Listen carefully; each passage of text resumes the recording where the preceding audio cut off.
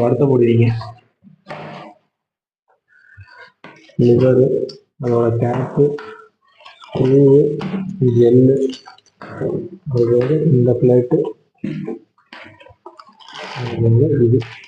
இதுதான் பிளேட்டு.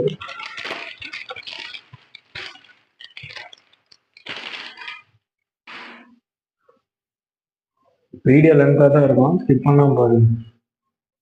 இதே 3 1 2 3 வந்து இந்த தெர்மோஸ்டார்டர் மாட்டுறதுக்கு உண்டான ஸ்க்ரூ. ஒரு ஸ்க்ரூ வந்து தெர்மோஸ்டார்டர் மாட்டுறதுக்கு, இன்னொரு செட்டு ஸ்க்ரூ வந்து இந்த பிளேட்டு மாட்டுறதுக்கு.